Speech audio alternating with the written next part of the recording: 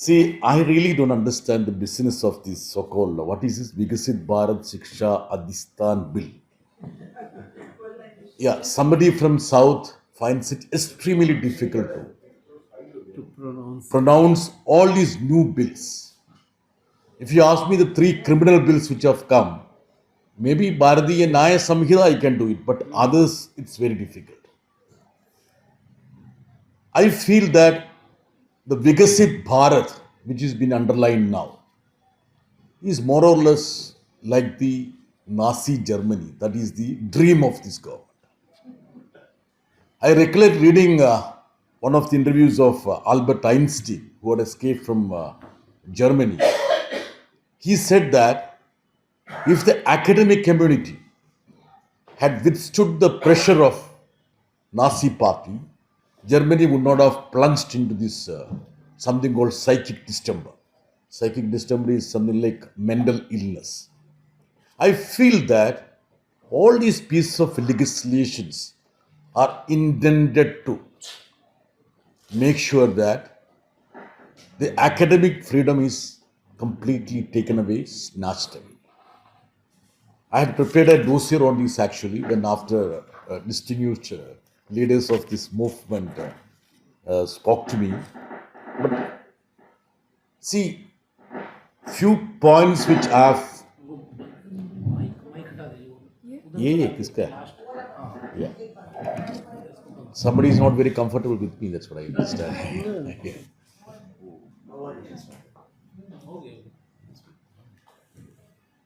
See, if you look at the intent of this bill, there is a diabolic game actually. There is a over centralization of this education in Delhi. And few people sitting in Delhi will tell Kerala, which is a model in the form of giving a edge to the education, how we should go about with regard to education. This is a sad plight of the education in this country. And you will have one super regulator eroding the institutional autonomy and encroaching into the powers of the states.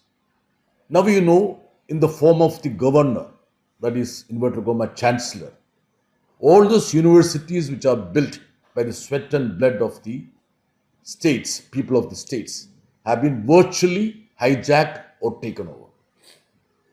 In Kerala, we are unable to do anything with the university because chancellor is a stumbling block. So effectively they have hijacked the higher education now. Now they want to have further concentration of power in Delhi, and this is a ploy to do so. Now all these acts are going to be repealed. UGC Act, AICT, NCT, all these acts are going to be repealed, and this is going to, what is it? BBS, BBS. Fine. Everything is in Vikasit Bharat. I don't understand. This is one Vikasit Bharat where the Mahatma Gandhi will not have a slot in it. Yes. So they find it that even when G. Ramji came there in place of Mandrega, so they made it a point that Mahatma Gandhi has no slot in the proposed Vikasit Bharat. That's why his name was deleted. Now, there is a, as my younger sister said, there's a marketization of the higher education that is happening. And that is very pertinent if you read the various clauses. Authoritarian centralization, not only centralization, authoritarian centralization.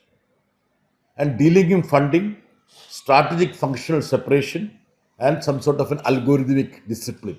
These are supposed to be the cardinal principles of this so-called piece of legislation. You know what had happened with regard to NEP, Samagra Shiksha, all this like that. I can tell you one thing. Samagra Shiksha, it's not related to this, but still, since it deals with the arena of education. Samagra Shiksha came in 2018. NEP came in 2020. Then came PM Shri in 2022. Since Kerala didn't implement PM Shri, which came in 2022, we were denied the fund that was due for us on the Samagra Shiksha, which had come in 2018.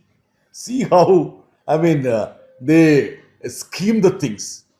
How can something which came after that can be bundled or tied with a scheme which came, say, 4 years before? So these are the strange rationale they bring in. Now, you know all what happened with regard to the CUT. The inherent character of a university has been completely eroded with the CUT. I recollect I came to Delhi to be a student of JNU precisely because it is JNU. If it were not to be JNU, I would have been a student of JNU because there is a character for every university. Somebody would be picking up one particular university because there is a character for such a university. They don't want to have a character for any organization, any institution. This is something which we should, keep it in mind. Now, all these finer points with regard to the BBCA, which there is apex body, 3 councils, all this and that. But most important thing is that the whole gamut of higher education is going to be dealt at this level. But the representation of the states, that is something which is appalling. See, if you go through the bills, 12 members to the apex commission, the center appoints, and there is a nominal part-time presence of just 2 for the states. Just 2 for the states. Sanjay ji, ये union of state से अभी कहाँ है, मतलब ये federation का मतलब क्या है, मुझे मालूम नहीं. So they don't even recognize the concept that there is a federal constitution in this country, and education was in the state list.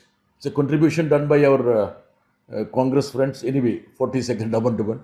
Now it is in the concurrent list, but they should at least understand it's part of the concurrent list. So there is a say, there is a way for a state. And with so much of diversity in this country, can you effectively make sure that how should there be a so-called, educational framework in Delhi which is focused without having the involvement, participation of the states? So these are important points to it. Now,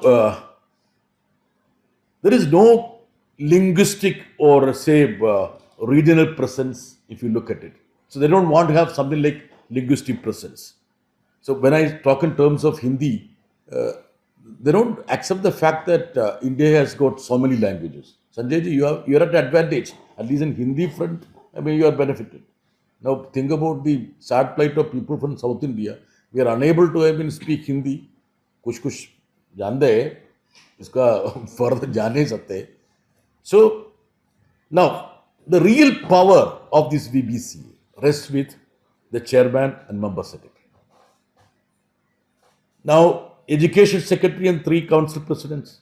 Now, UGC also was a flawed affair according to me, because the UGC's guidelines were supposed to be guidelines only. I don't know when it became binding. I recollect a couple of Supreme Court verdicts. No punishment was there. Earlier, it was supposed to be guidelines for the universities. And there is a clause in the constitution, that is clause of repugnancy. If at all a state government passes a legislation, if it clashes with the center's legislation, then center's legislation, the legislation passed by the parliament prevails. Perfect, okay, we accept that. But even something, if a superintendent's office or a clerk's office issue a direction, even that becomes much more superior than the legislation passed by the state government or the state assembly. So this is the position now with regard to the UGC guidelines.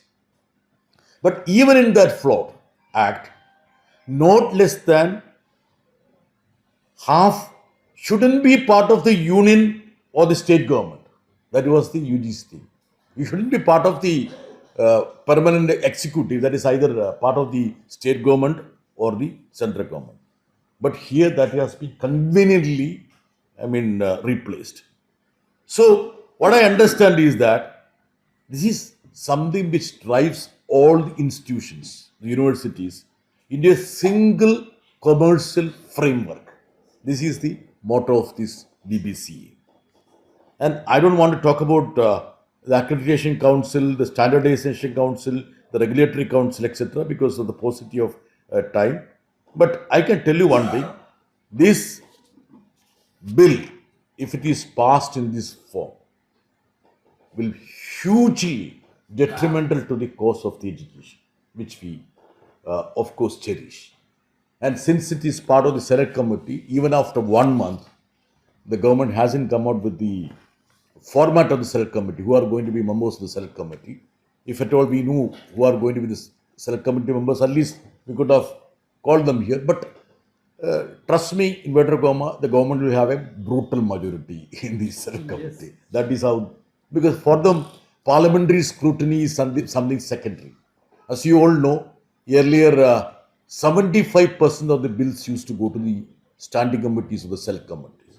Now, hardly 16-17% of the bills only are referred to the standing committee or select committee. At least in this case, we managed to get it referred to a joint select committee. So at least the stakeholders who are here will be having an opportunity to depose before the select committee, at least on records, for the future purpose. The future generation shouldn't blame us that we didn't fight this bill. At least we could prove to the people that we had our say, even not only in our other agitational formats, but also as part of the parliamentary discourse, we got a chance to present our views like that. So, having said this, I am part of this larger alliance. Now, I always feel that in this country, at this juncture, it shouldn't be compartmentalized. We all need to stand together. Sanjay Singh is from Aam Aadmi Party, from UP, from Delhi. I am from Kerala. But we feel that we need to be together in our fight and resistance, so that this 2047 Vikasit Bharat shouldn't reflect the so-called Nazi Germany. Thank you very much.